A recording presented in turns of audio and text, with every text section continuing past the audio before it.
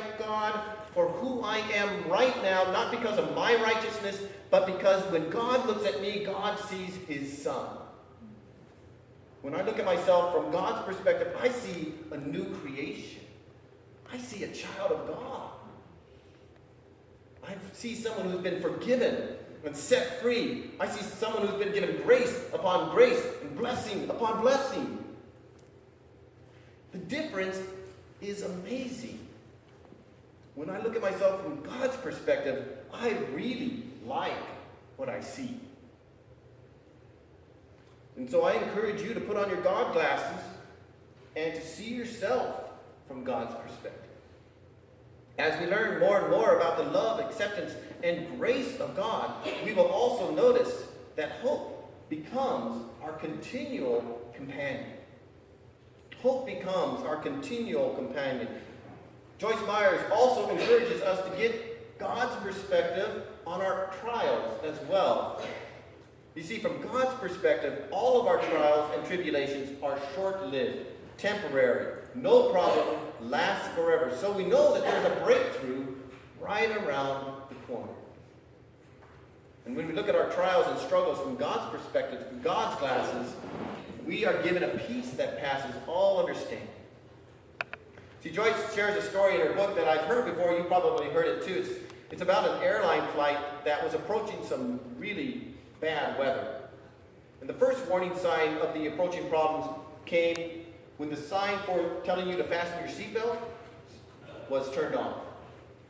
And after a while, the flight crew announced, "We will not be serving beverages at this time as we are expecting a little turbulence.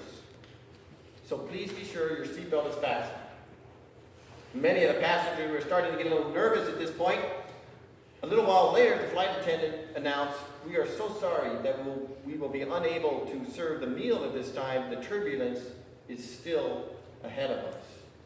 Now, people are pretty much panicked at this point, and then the storm broke all around them. The passengers could hear the thunder. They could see the lightning flashing around them. And the airplane became like a cork on the ocean. One moment, the airplane was lifted on terrific currents of air, and then the next, it was dropped as if it was about to crash. And the passengers were pretty well panicked, all except for this one little girl who sat very still and calm. She was reading a book, seemingly unfazed by all of the turbulence. Sometimes she would close her eyes, but then she would open her eyes again and start reading. Worry and fear apparently were not part of her life. A woman passenger noticed this little girl's eerie calm and turned to her and said, "You are a very brave little girl. This weather doesn't seem to frighten you like it does the rest of us. How do you keep from being afraid?" the woman asked. The little girl replied, "I'm not afraid because my daddy's the pilot, and he's taking me home." See, what a great illustration, of how to find peace and hope even in the midst of storm. Place your hope in God. Keep your eyes on God to see you through. Now, I began this series by stating that hope is absolutely essential to our lives. We cannot live without it. In fact, I don't think we'd even get out of bed if we didn't have hope in our lives. But I also shared how difficult it can be to nurture and to grow forward this hope. See, the secret of growing forward our hope, of getting our hopes up, is really no secret at all. Place your hope and trust in the God of the resurrection. As our hope grows within us, we will be able to share it more abundantly with our family and friends. As our hope grows, we'll be able to share it more abundantly. As our hope grows within us, it will overflow, and our lives will have an amazingly positive effect on the lives of others. As our hope grows within us, we'll be able to face any obstacle or challenge with calm, with confidence, with courage. God wants us to be people who overflow with hope rather than worry or despair. Now, maybe if Mitch had a little more hope, his little monologue to his son's class might have sounded a little differently. Maybe something like this. "You think your life is great right now, kids, and it is. But as you get older, things just keep getting better and better. In your teens, you'll experience all sorts of things like your first kiss or falling in love for the first time.